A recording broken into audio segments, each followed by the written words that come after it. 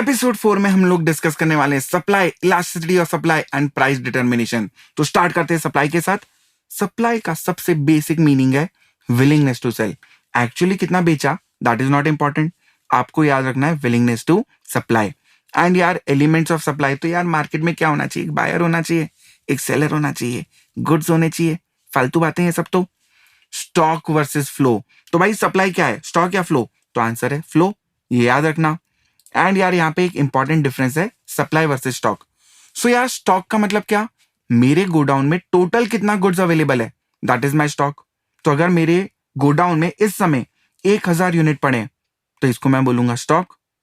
But उस 1000 units में से मार्केट में करंट प्राइस पे मैं कितने यूनिट्स बेचने को तैयार हूं, दैट इज सप्लाई। तो यार स्टॉक मतलब गोडाउन में जो माल पड़ा है वो सप्लाई नहीं बन सकता जब तक आप उसको मार्केट में नहीं लाते हो बेचने के लिए। सो stock is total quantity which can be brought into market, जो आप ला सकते हो पर अभी लाए नहीं हो, ये स्टॉक है। एंड वो टोटल 1000 यूनिट में से जो एक्चुअली आप मार्केट में लेके आ गए, actually brought into the market, this is supply. So यार ये एक छोटा सा डिफरेंस था सप्लाई और स्टॉक का। अब बात करते हैं एक important topic, factors determining supply के। सो यार सबसे पहला फैक्टर होता है px, price of same commodity. तो यार सिंपल सा रूल है, प्राइस बढ़ेगी तो सप्लाई बढ़ेगा। ऐसा क्यों सर? क्योंकि यार प्राइस बढ़ने पे प्रॉफिट बढ़ता है। तो जब प्राइस बढ़ेगा प्रॉफिट बढ़ेगा तो सेलर खुश हो जाएगा, क्वांटिटी सप्लाइड बढ़ जाएगी। So when price increases, px increases, quantity supplied increases and vice versa.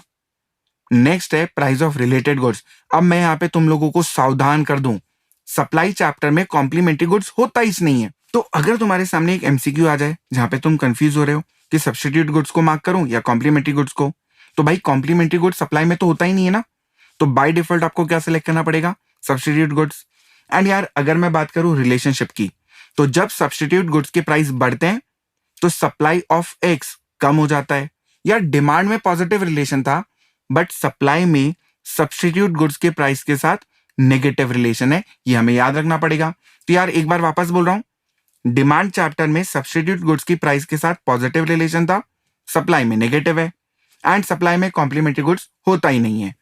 Next जो फैक्टर है that is price of factors of production. आपकी रॉ मटेरियल की प्राइस, आपकी लेबर की प्राइस, आपके कैपिटल की प्राइस।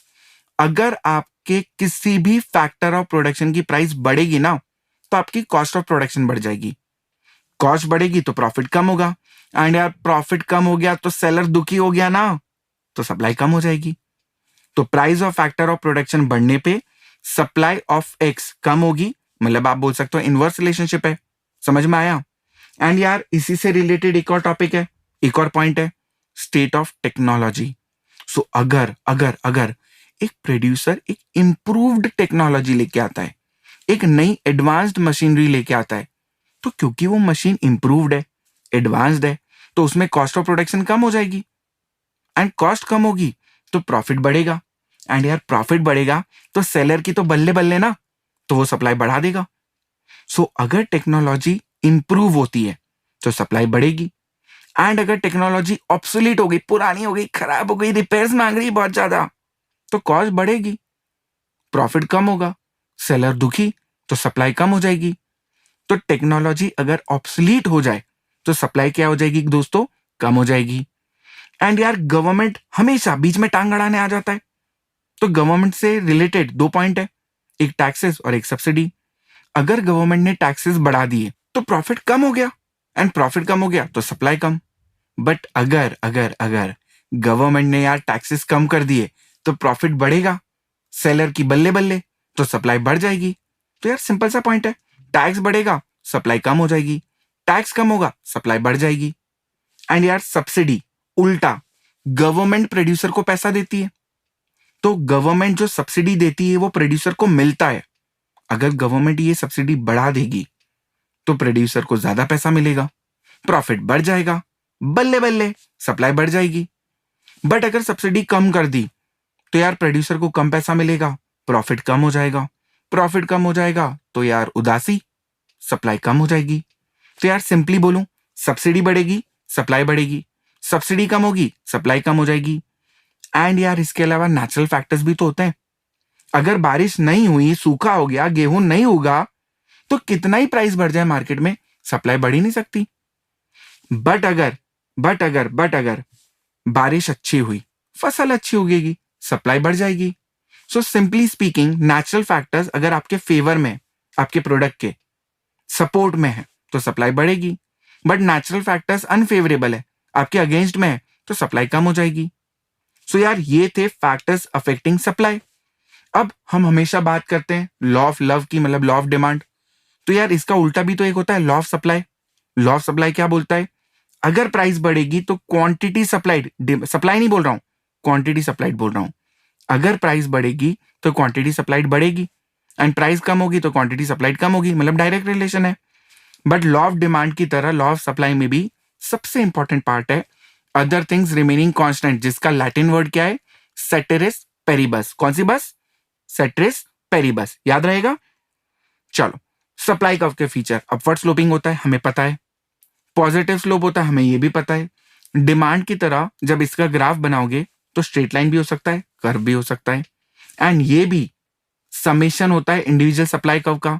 मतलब अगर आप इंडिविजुअल सप्लाई कर्व को समेशन, लैटरल समेशन ऐड करोगे, so you will get market supply curve. And इसमें भी लास्ट जो टॉपिक है सबसे important, that is change in quantity supplied versus the change in supply. मैंने तुम्हें बोला था ना, एक तरफ तुम्हारा प्यार, एक तरफ तुम्हारा पूरा का पूरा खानदान, तो यहाँ पे भी सेम कॉन्सेप्ट यूज होगा।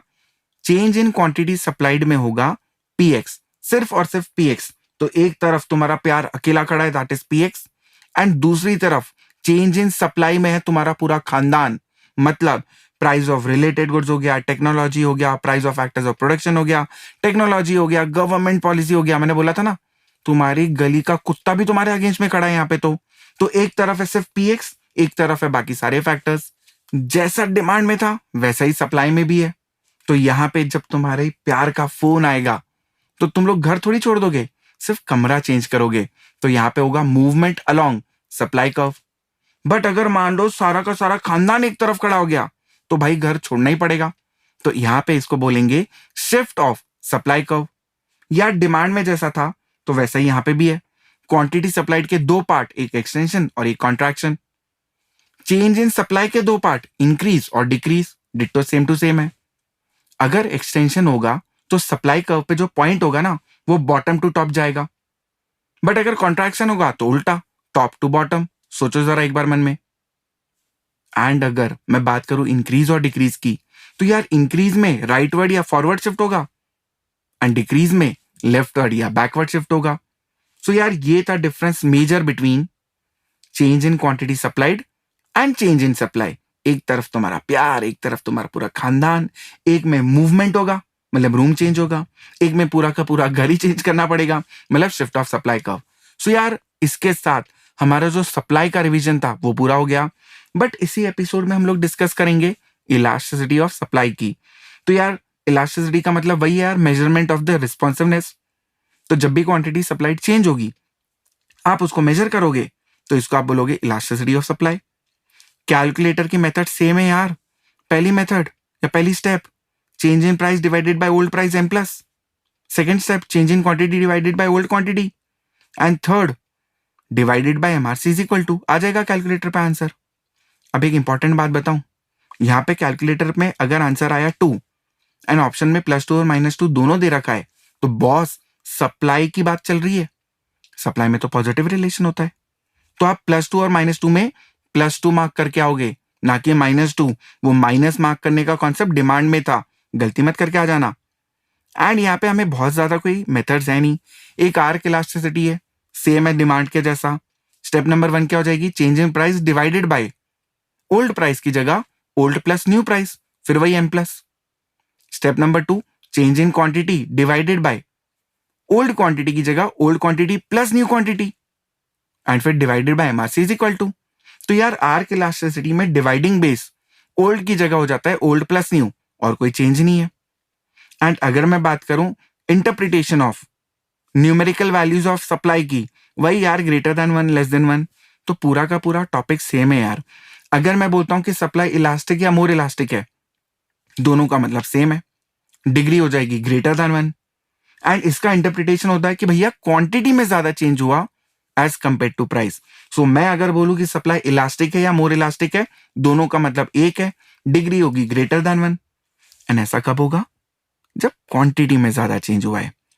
ग्राफ जो बनेगा वो वाई एक्सिस को कट करेगा, मोर फ्लैटर होगा। तो दो पहचान, कोई भी सप्लाई कर्व जो वाई एक्सिस को काटे या फिर मोर फ्लैटर हो, उसको आप बोलोगे मोर इलास्टिक। एंड यार अगर सेकंड की बात करें, इन इलास्टिक या लेस इलास्टिक की, सो जब भी मैं बोलूंगा सप्लाई इज इन इलास्टिक, मैं बोलूंगा सप्लाई इज लेस इलास्टिक, इसका मतलब है degree is less than 1। And यार लेस देन 1 का मतलब क्या? करेक्ट, क्वांटिटी में कम चेंज होगा एज कंपेयर टू प्राइस। जब इसका आप ग्राफ बनाओगे तो ये मोर स्टीपर बनेगा और ये एक्स एक्सिस को काटेगा। किसको काटेगा? एक्स एक्सिस को। So any supply curve which intersects the x axis has elasticity less than 1। Unit elastic, third part, unit का मतलब होता है इक्वल टू 1। तो जब मैं बोलूंगा सप्लाई इज यूनिट इलास्टिक तो डिग्री हो जाएगी इक्वल टू 1। एंड यार इंटरप्रिटेशन होगा, क्वांटिटी में जितना चेंज होगा एग्जैक्टली इक्वल चेंज होगा प्राइस में। Percentage change in quantity is equal to percentage change in price. तुम ग्राफ बनाने बैठोगे तो ये जो सप्लाई कर्व होगा ये हमेशा ओरिजिन से पास होगा। सो एक और इंपॉर्टेंट चीज सुन लो ध्यान से, any supply curve which passes through origin has elasticity equal to 1। याद रहेगा। फिर है यार परफेक्टली इलास्टिक और perfectly in elastic. So perfectly elastic का मतलब डिग्री होगी इंफिनिटी, प्राइस में चेंज नहीं होगा। एंड ग्राफ कैसा बनेगा? हॉरिजॉन्टल, सेम डिमांड जैसा। एंड परफेक्टली इन इलास्टिक का मतलब जहां पे डिग्री हो जाएगी 0, क्वांटिटी में चेंज नहीं होगा। सो परफेक्टली इन इलास्टिक में क्वांटिटी में चेंज नहीं होता है। ग्राफ कैसा बनता है? वर्टिकल। याद आ रहा है पूरा? सो गाइस यहां पे आके हमारा जो इलास्टिसिटी और सप्लाई था ना, उसका भी पूरा रिवीजन हो गया। इस एपिसोड में जो लास्ट चीज हमें लोगों को डिस्कस करनी थी, दैट इज प्राइस डिटर्मिनेशन। सो यार प्राइस डिटर्मिनेशन था क्या? किसी भी प्रोडक्ट की प्राइस फाइनलाइज करना। किसके बेसिस पे फाइनलाइज होती है? डिमांड और सप्लाई के बेसिस पे। तो जिस पॉइंट पे डिमांड और सप्लाई इंटरसेक्ट करते हैं उसको बोलते हैं इक्विलिब्रियम पॉइंट। एंड ये जो पॉइंट होता है, इसके रिस्पेक्ट में जो प्राइस होती है ना, उसको आप बोलते हो इक्विलिब्रियम प्राइस।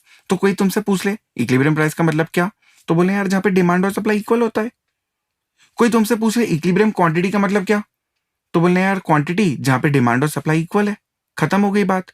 सो जब भी आप इक्विलिब्रियम वर्ड सुनोगे ना, तो वहां पे डिमांड और सप्लाई का इक्वल होना जरूरी है। That is the basic condition. अब बात करते हैं हम लोग इफेक्ट्स ऑन मार्केट इक्विलिब्रियम। जब भी मार्केट में कोई चेंज होगा, डिमांड बढ़ी, कम हुई, सप्लाई चेंज हुई, सो मार्केट पे उस पर क्या इफेक्ट आएगा। सो यार यहाँ पे मैं काला जादू पढ़ाता हूँ, मेरे स्टूडेंट्स को उसके बारे में पता है, बट यार आज मैं सबको बताना चाहता हूँ कि वो काला जादू है क्या। तो यार काले जादू का जो पहला मंत्र है ना, दैट इज वेरी बेसिक। कोई भी ऐसी सिचुएशन जहां पे demand is greater than supply, मैं अगर तुम्हें ऐसी कोई भी सिचुएशन पे लाके छोड़ दूं जहां पे डिमांड ज्यादा है एज कंपेयर टू सप्लाई, तो मार्केट में होगा शॉर्टेज। एंड भाई जब भी किसी चीज की शॉर्टेज होती है ना मार्केट में, प्राइस बढ़ते हैं। एक टाइम था जब लोगों ने सैनिटाइजर ऑलमोस्ट पेट्रोल के भाव में खरीदा है। क्यों? क्योंकि मार्केट में शॉर्टेज था। एंड दूसरा मंत्र है, मेरे काले जादू का जो दूसरा मंत्र है ना, दैट इज मैं अगर कोई भी ऐसी सिचुएशन पे लाके तुमको छोड़ दूं जहां पे supply is greater than demand, तो मार्केट में होगा अनसोल्ड स्टॉक, क्योंकि सप्लाई ज्यादा है। जब भी अनसोल्ड स्टॉक होता है ना बॉस, तो प्रोड्यूसर्स प्राइस डिक्रीज करते हैं। जिस स्टूडेंट ने ये दो पहले मंत्र याद कर लिए ना भाई, उसका जीवन तो सफल है। एक बार मैं रिपीट कर पाता हूं, स्पेशली उन स्टूडेंट्स के लिए जो पहली बार मुझसे पढ़ रहे हैं। कोई भी ऐसी सिचुएशन जहां पे demand is greater than supply, demand ज्यादा है, सप्लाई कम है, मार्केट में शॉर्टेज है, तकलीफ समझो। शॉर्टेज है तो भाव बढ़ेंगे। एंड मंत्र नंबर 2, जब supply is greater than demand, तो यार सप्लाई ज्यादा है मार्केट में, डिमांड तो है ही नहीं, तो मार्केट में क्या होगा? Unsold stock. अनसोल्ड स्टॉक होगा तो प्राइस कम हो जाएंगे। अब इन दोनों मंत्रों को यूज कैसे करना है?